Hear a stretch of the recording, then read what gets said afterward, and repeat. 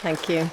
So how many of you have been out to Hagerman? Whoa, well, great. So I'm going to talk to you about Hagerman National Wildlife Refuge, and usually in the audience, hardly anybody has been out there. Even though it's in Sherman, Texas, people from Sherman don't know it's there. It's 7 miles outside of the city limit. And I think it's because they don't know what a refuge is. And there are signs pointing to Hagerman, but it says Hagerman Wildlife Refuge. And people don't understand what a refuge is because it's not a national park, it's not a state park, but it is run by the federal government. So I'm going to tell you all about the refuge system in the United States in general, and then I'm going to zero in to Hagerman in particular. And so we have to ask ourselves, why is there a refuge system? And it's because of this lady right here. If you look at her, you will see that back in the late 1800s and the early 1900s, it was high fashion for women to have birds in their hats and birds as brooches. And 5 million birds per year of these beautiful, what I call flowery birds, were killed each year to provide hats and brooches for the women. So let us turn to Pelican Island in Florida. This was a breeding ground for lots of the show birds. There were American brown and American pelicans there, herons, egrets, roseate spoonbills, and lots of other water birds. And all of these birds would come here during breeding season to build their nests and to lay their eggs. So it was a paradise for the feathered birds, and a paradise for the hunters also. So you can see on the little Florida inset that Pelican Island is a little teeny island off of the East Coast. It's just about a half a mile from the mainland, and it's a very, very small island.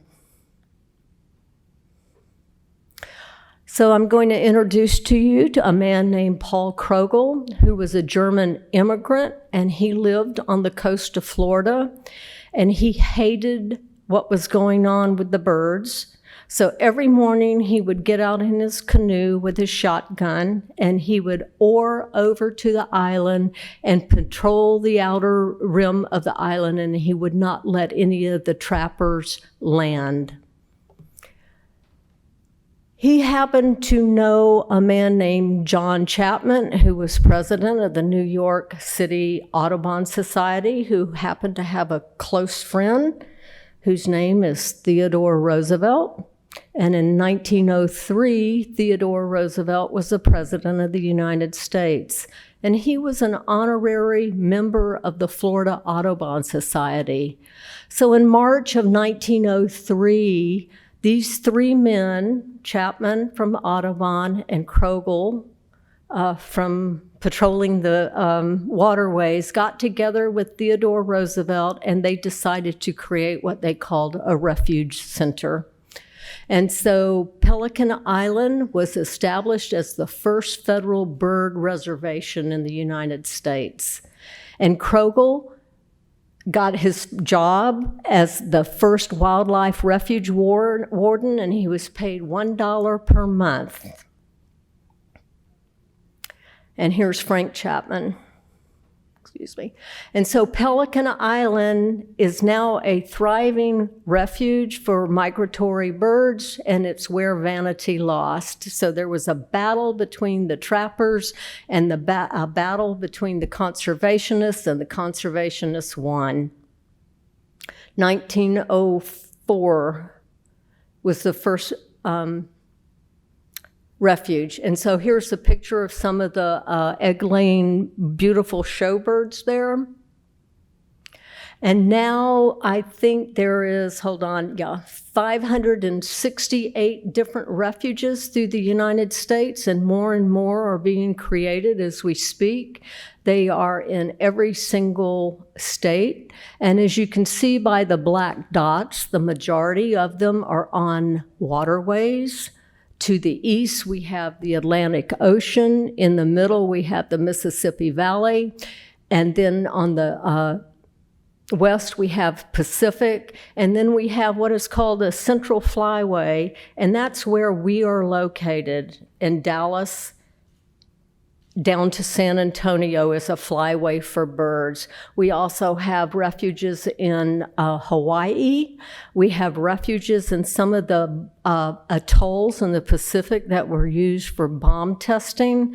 When the Army finished with them after World War II, they were no good for any human inhabitants, so they turned it over to the refuge system, and there are now birds laying their eggs and living there.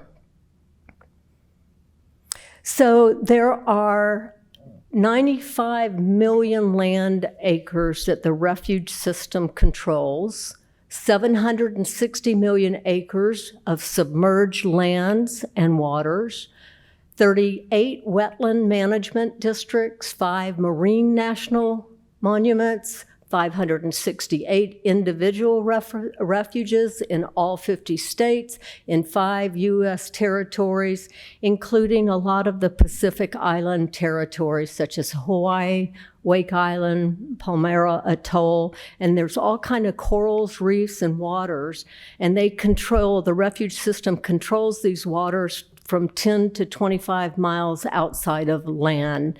For instance, they have a lot of land that we control in Hawaii, which is the breeding ground for the humpback whale. So that 12 to 25 miles out into the ocean. So some statistics about what we control animal-wise. There are 700 types of birds, 220 varieties of mammals, 250 kinds of reptiles and amphibians, 1,000 species of fish, and 280 endangered species, from the Florida panther to the polar bear, and there's countless invertebrates and plants.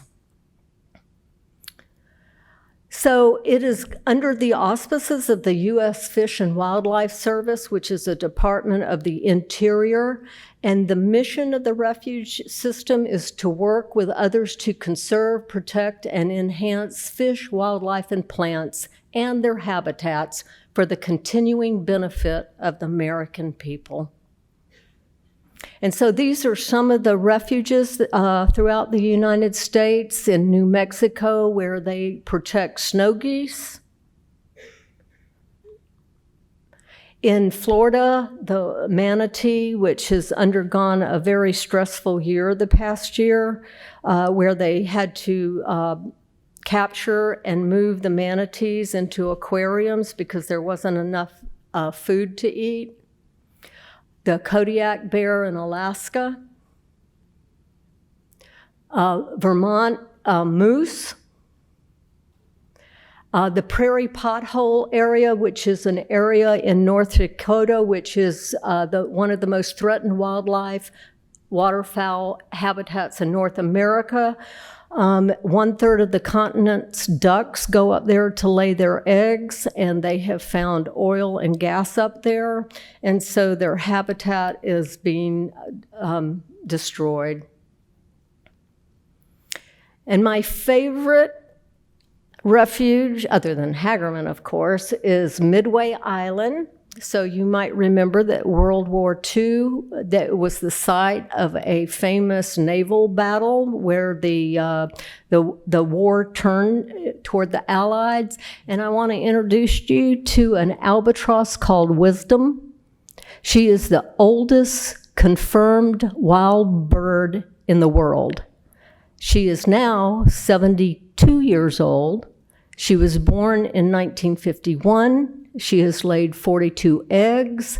She has flown over 3 million miles because every summer she goes up to the Arctic. And every winter she flies down to Midway Island, which is in the middle of nowhere in the Pacific Ocean, and she meets up with her husband, and she lays an egg. She summers in the Arctic area and then moves down. And what is amazing about Wisdom is on her right foot, you can see a band. And so she was banded in 1956 by a young man who was a graduate student at a college. And he is now the refuge manager on Midway Island. So he gets to see her all the time. And she actually has a Facebook page where they'll put pictures up of her egg and for her babies. And I want you to know that they mate for life, and she has been through 3 husbands. So we're going to move to the National Wildlife Refuges in Texas. There are 19 refuges here. And where the arrow is pointed on Mineral Creek River, or like a little subdivision, is where our refuge is. It's about 7 miles outside of Sherman, Texas, which is about 60 miles due north here. And it was a thriving little town called Hagerman. In the 1870s, there was a community called Steedman that was established there. In 1899, 3 Smith boys from Fort Smith, Arkansas, came down and bought 640 acres. 1904, the land was divided and a 10-acre field was set aside for this little town. 1909, the Katy Railroad spur came through, and it was renamed Hagerman after the attorney, the railroad attorney. And in 1910, land was surveyed and platted, and streets were named. So this is a picture of Hagerman, the town. It had a church, it had cotton fields, it had general stores, it had schools, except for there was just one bad thing about it, and it was on the Red River and the Washita floodplain. So it, and along with a lot of little towns along these rivers, flooded all the time. So the Corps of Engineers decided to build the Denison Dam. And so this is a picture of how deep the water would get. And so they built the dam. They started in 1938. They called it Taming the Mighty Red River. And Lake Texoma was created, which is a wonderful place to fish. People come from all over the world to fish, especially for striped bass. So it was created to control the flooding. And Denison Dam is actually the largest earthenware dam in the United States. It was completed by the Corps of Engineers in 1943.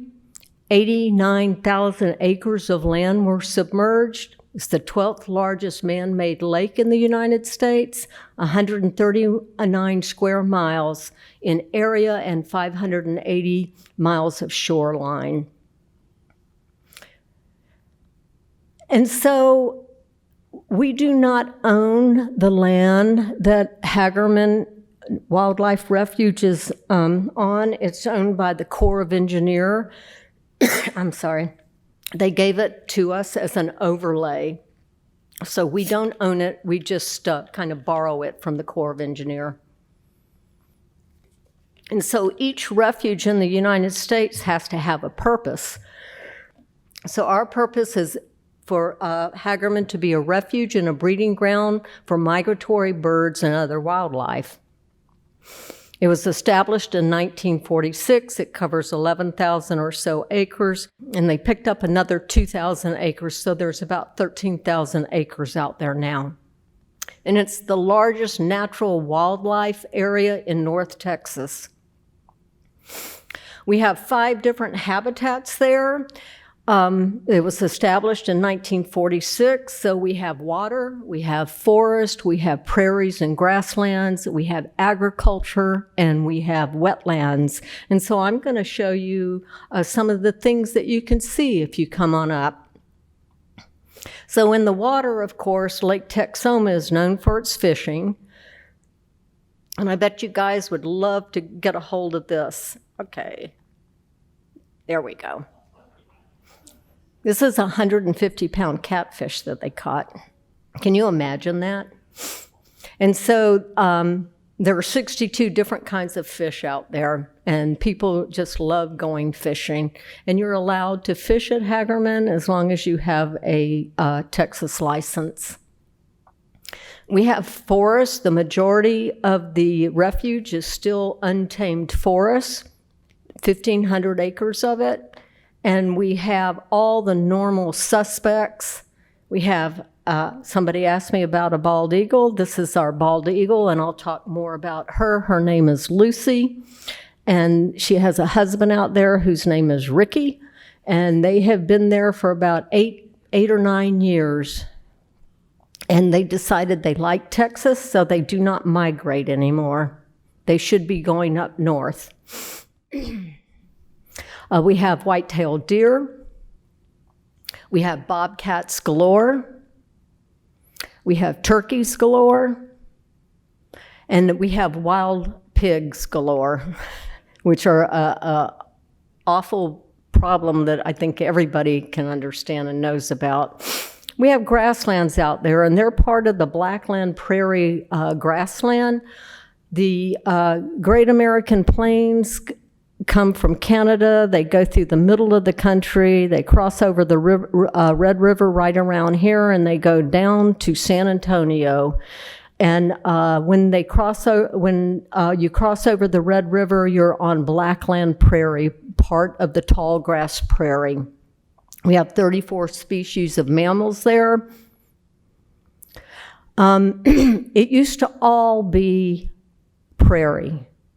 Before the Civil War and after the Civil War, there were a lot of settlers who came from the east. They would hang on their door a sign that said GTT.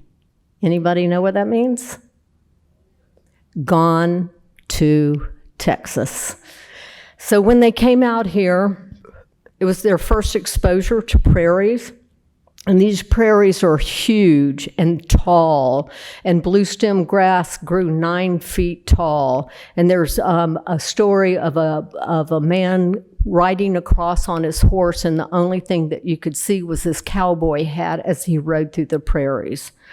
Unfortunately, they got rid of the buffalo. They quit having their fires, which are essential to good soil, and they planted cotton, and they grew their cattle. And so all of the prairie, just about all of it, is now gone. And we at Hagerman are trying to restore part of it, but it's a hard task. And so the reason why buffalo are so good is they have pointed hooves. So when they walk across a prairie, they dig up and aerate the dirt. Cows have flat hooves, and when they walk, they compact the dirt. We have coyotes. We have a lot of roadrunners. We have foxes.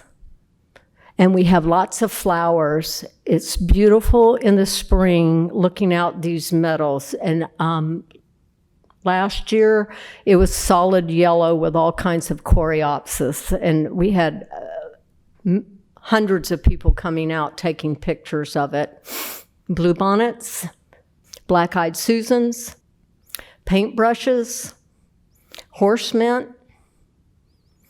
coreopsis,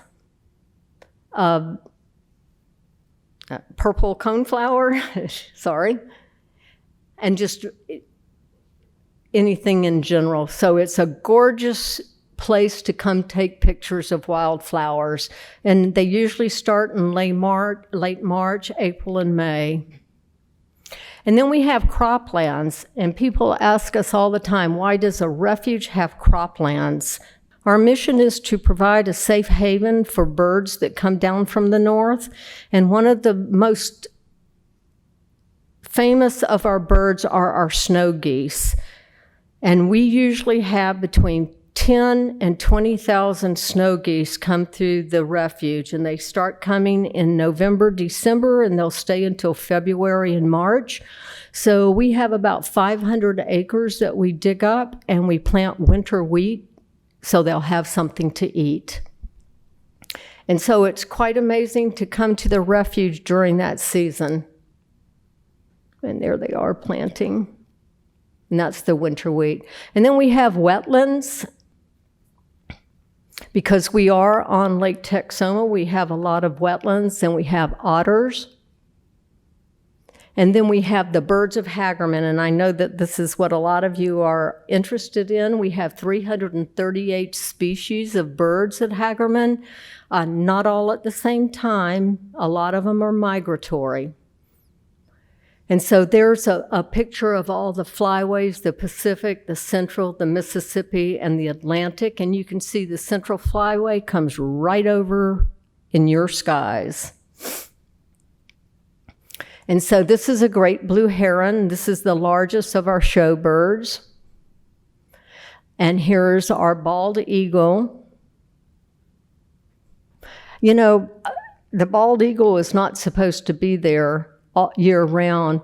And my daughter lived in Washington State, and the first time I saw Lucy out at Hagerman, I went home and I called her and I said, "You won't believe what's out here. It's a bald eagle." And she goes, "Meh." Because Washington State has them all the time, and you can go up there and there's 50 of them in the air.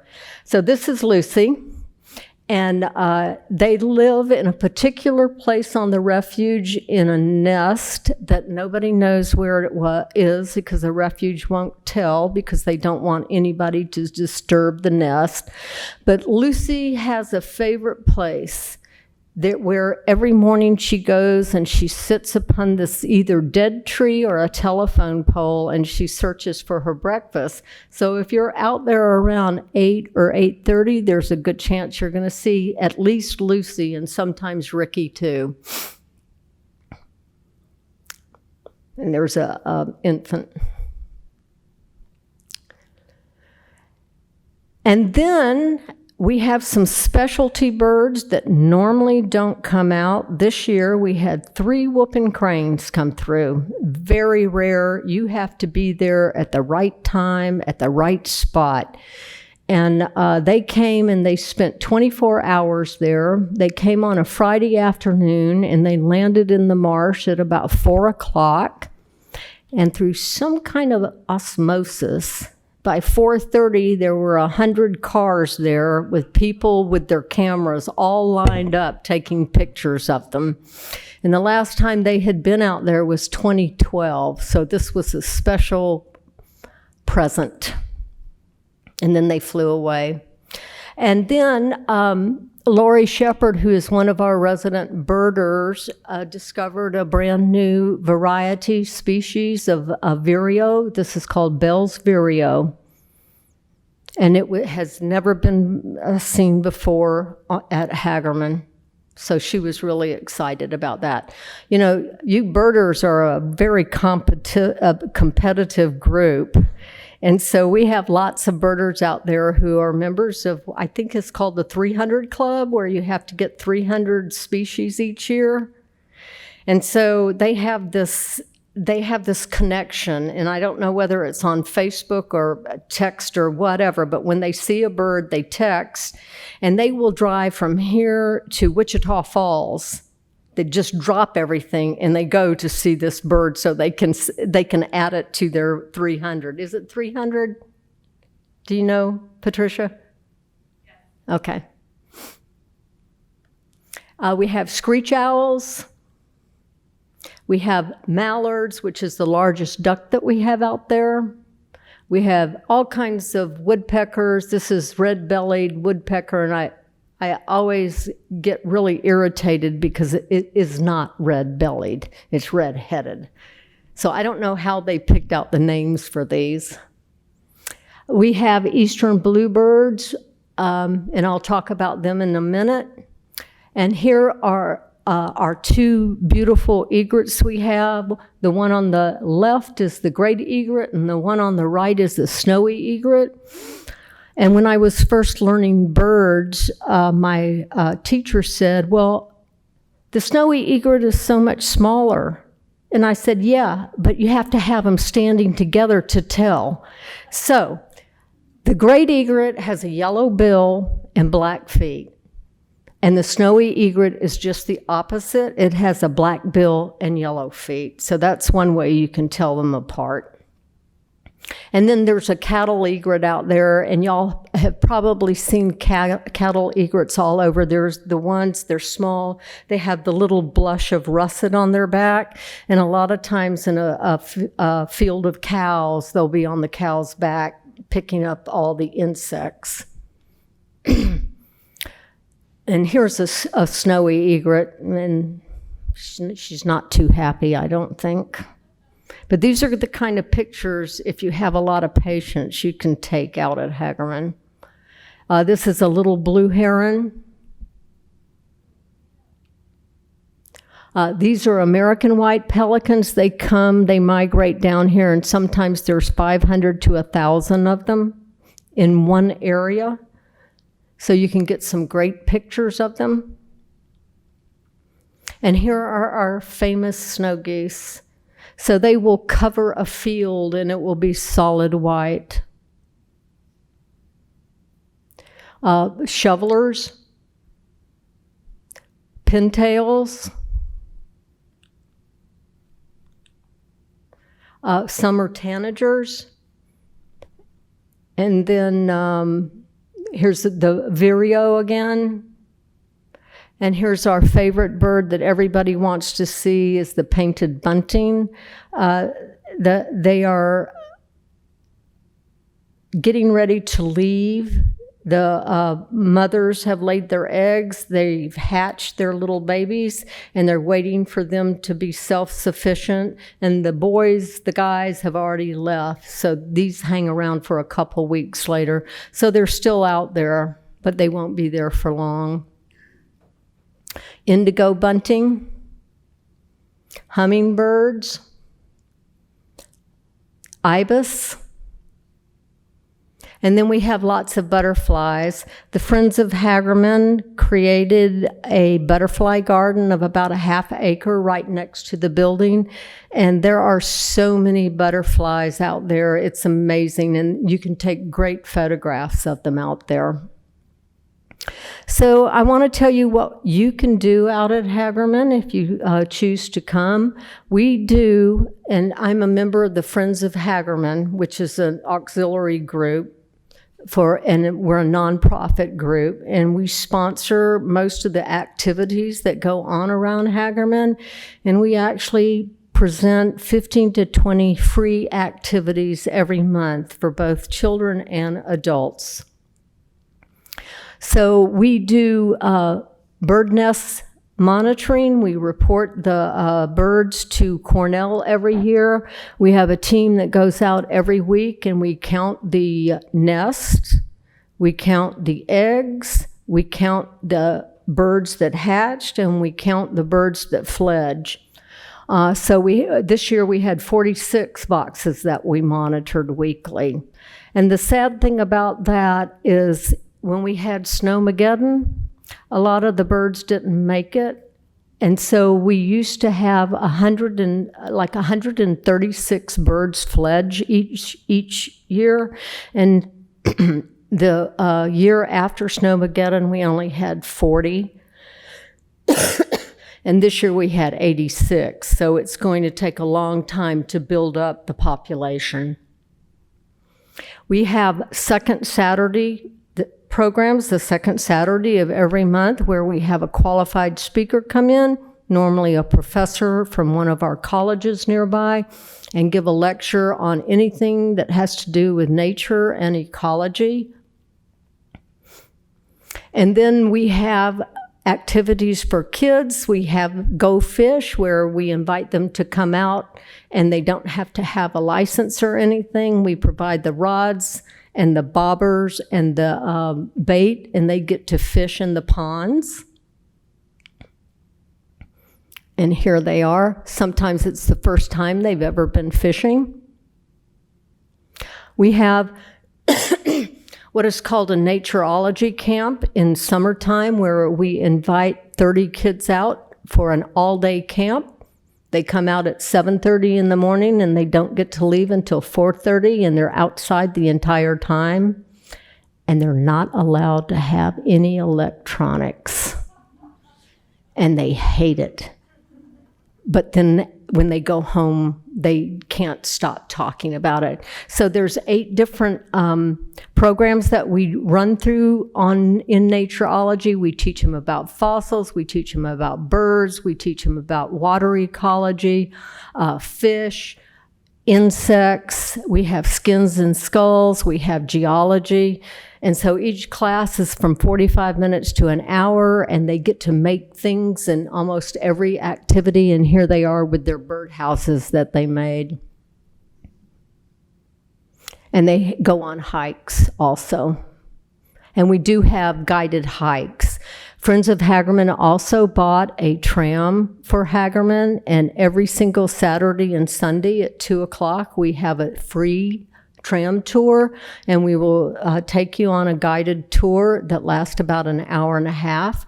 It's absolutely free, and you can go on our website to sign up for it, to secure your seat, or you can just show up and hope that there's a free seat either way, but we recommend signing up.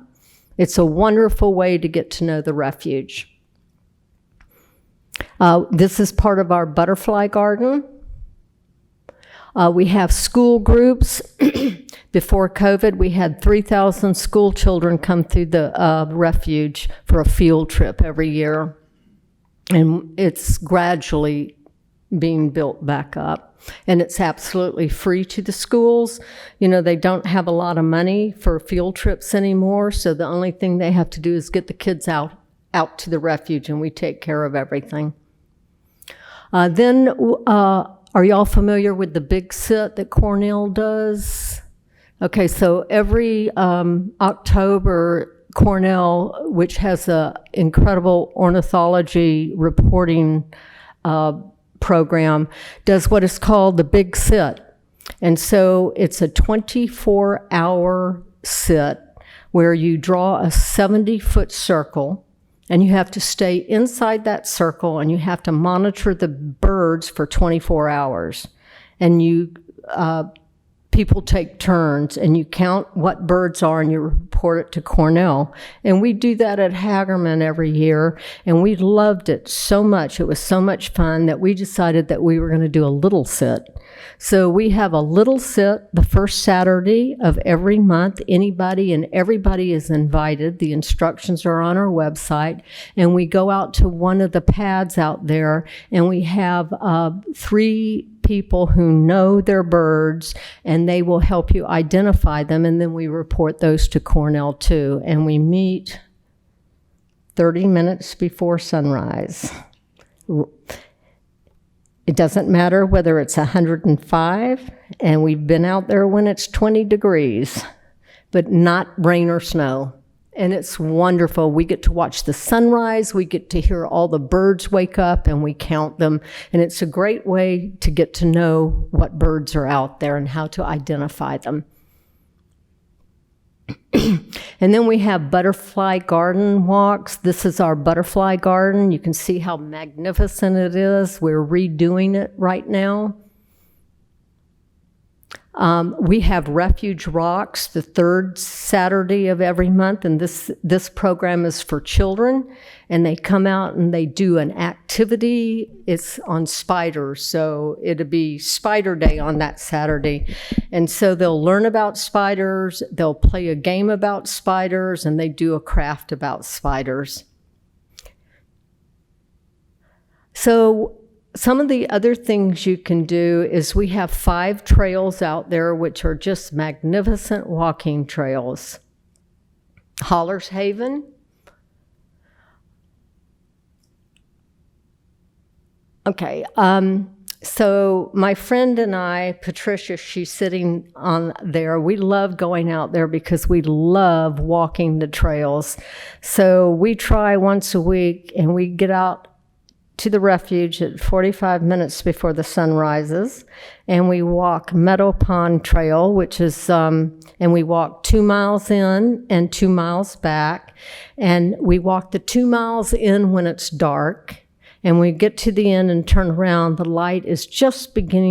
sun is just beginning to come back, so we walk back, and by the time we get finished, it's sunshine.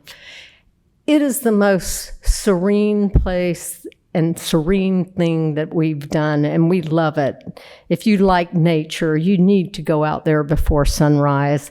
We have seen 7 otters. We see beavers in the pond, and one day we had a little bobcat that ran out in front of us and walked down the trail and didn't know we were behind him, so we just followed him, and then he sat alongside of the road and let us take pictures of him.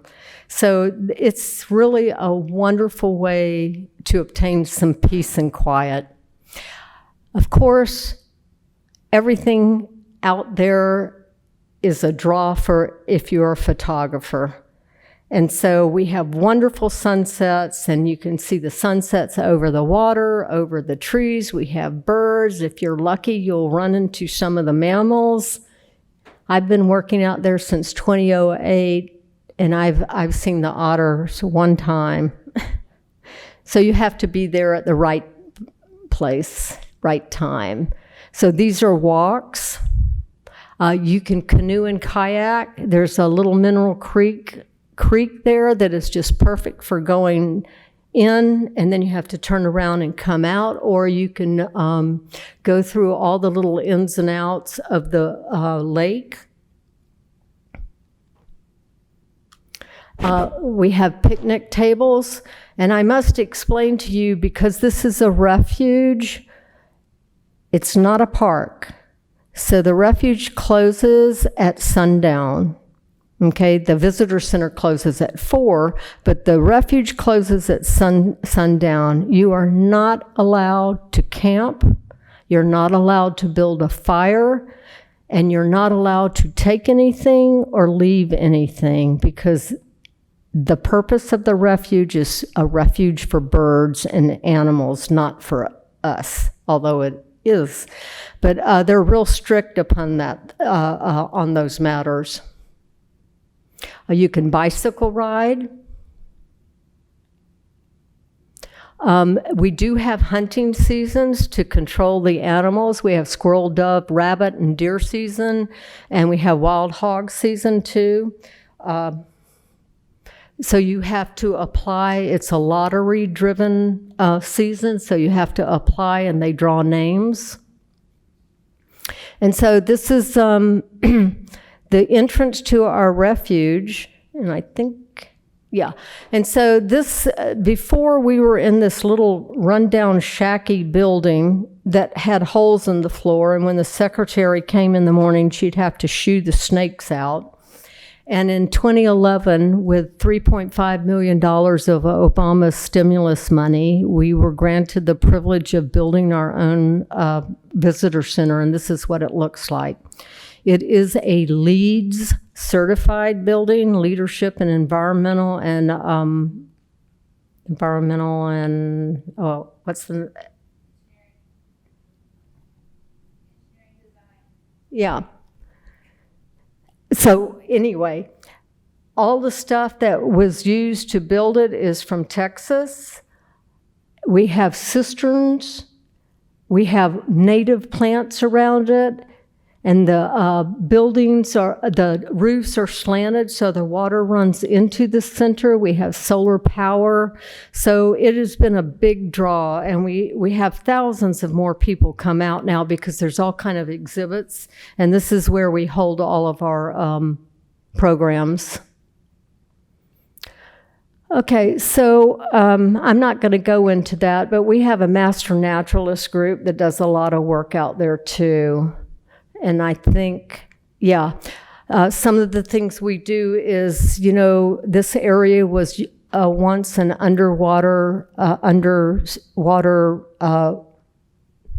waterway. And that's why we have so many fossils filled with sea creatures, so we go fossil hunting. And we study about native prairies, and we do all kinds of things for the public that I'm not going to get into. So I think that's the end. This is a picture that I took at Eisenhower State Park. And there were two monarchs, and they were flittering around together, and they were hovering over this purple coneflower.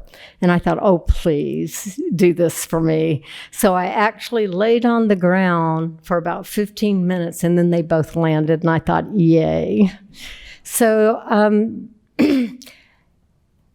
if you're interested in coming out, I would advise you to join Friends of Hagerman Facebook group. It's just Friends of Hagerman Facebook group, because we put all kinds of stuff on there. If we see the whooping cranes come in, we'll put it on Facebook, so you'll be able to see what's coming up.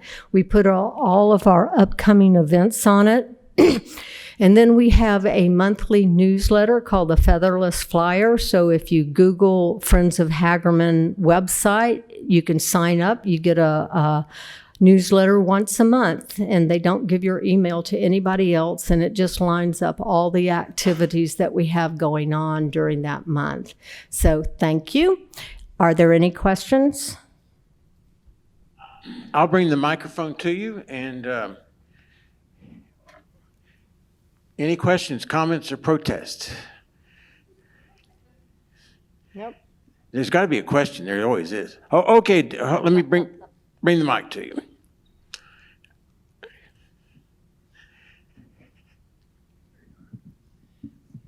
Do they do anything to try to control the hogs?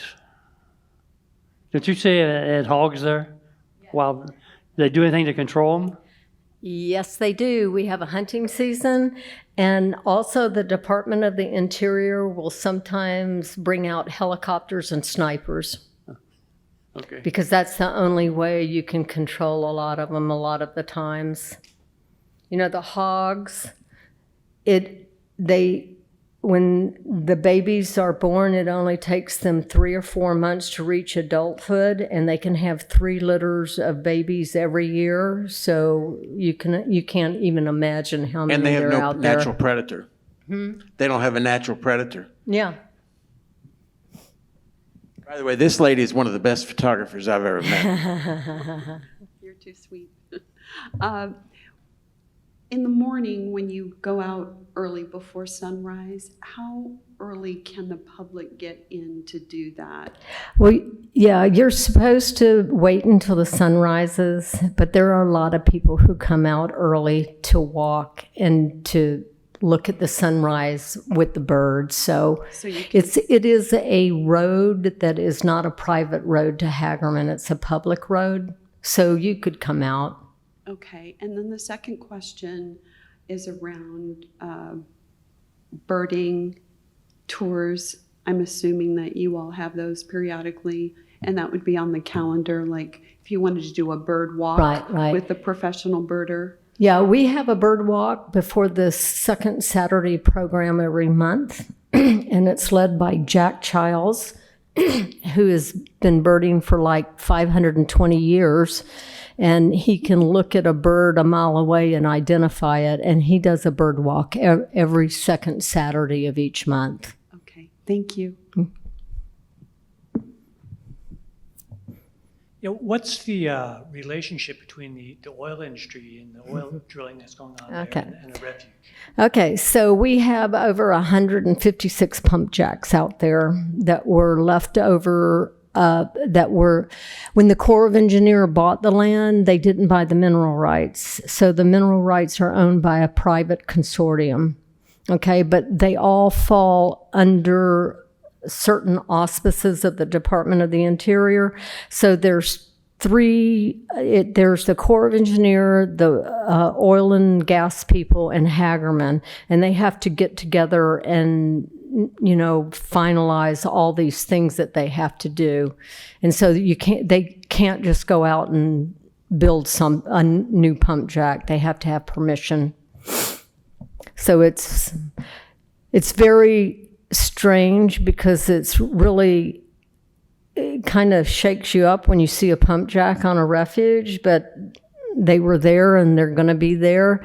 So a lot of the pipes are old. They have a lot of oil spills, but they have to clean it up. So they're there to stay. Questions, comments, protests? I'm going to just ask a few things. I know here in Collin County, all 4 venomous snakes that can be found in North America can be found in Collin County. Is that true at the refuge? I don't know. There's one kind of rattlesnake, but it's rare. But I think we have the usual suspects. We have copperheads, water moccasins, Coral snakes? coral snakes. Timber rattlers? Yeah. So you have all yeah. 4 of them. People will call me sometimes and say, I saw a rattlesnake on my front yard. No snakes. I said, well, No. they were here first. Questions in the back? Nope. We have can I embarrass you for a second? I know you said you were a volunteer at HERD. Oh, yeah. Can I embarrass you? I thought you were with the HERD somehow. Well, can I beg you just to put a plug in for the HERD? I want to try to promote all the different conservancies we have in the area. My children grew up going to classes at HERD during the summer. Now, I was there the first year it opened and talk about snakes. There were a lot of snakes. And how many, the question was what? This is your time to plug the HERD. Oh, well, we have all the birds that you pointed out except the eagles. We have many of the same mammals. We have, except what do we have? We had almost all those things, and we're up the road about 5 miles. Now, we don't open at sunrise, unfortunately, but we do have some early mornings. My usual birders were there this morning at 7:30. My crew, I see them all the time. And we do a lot of... Hey, there you are. Yeah. We have some really, we have great dedicated program, some very dedicated birders who do banding. Our Audubon chapter meets there, really active and monitoring a lot and do some great photography as well. And so, we have several programs along those lines. But the other things in the area would be, I guess you're talking Connemara, Leela, maybe up the road you're looking at Sneed. There's all the little public prairies that have been put in the areas of Irwin Park and in various areas, but they're all over. I mean, if you find one, you can usually find the others. The one thing the 2 things that I kind of was take away from having your program, I didn't realize there were ever any whooping cranes at the Hagerman. That's incredible. Whooping cranes. They're rare. They're not supposed to be there. They're not supposed to be here, but all bets are off with the way the climate is going. Isn't that the truth? Mm-hmm. The second thing is that people tend to think of like the Hagerman or HERD, but the fact that it's on this runway between Canada and Mexico, I thought that was intriguing because it's not just the Hagerman, it's a whole network of green areas. Right. Any It's other amazing. questions, comments, or protests? Yes, ma'am. So the butterflies, we don't see near as many as I did growing up. Near as many what? Butterflies, Oh, yeah. Well, they're just There are devastating. stories The w- population's just gone. yeah, there are stories where people would sit out on their porch with a glass of iced tea and sit there for 3 hours watching the butterflies go through. Yeah, it's depressing. But we have a lot of butterflies right now in our garden. So, I mean, we take advantage of it. My house, we dug up all of our grass, and all of our yard is a native wildflower yard with a fountain for the butterflies and for the birds. And so we have a lot of butterflies. But it depends on weather and all kinds of circumstances, how many you have each year, because last year there were hardly any. And they don't even though it's a flyway, they don't come down the same road all the time. You know, they can be in Gainesville one year or Wichita Falls in one year and then Sherman. So it depends on where you are.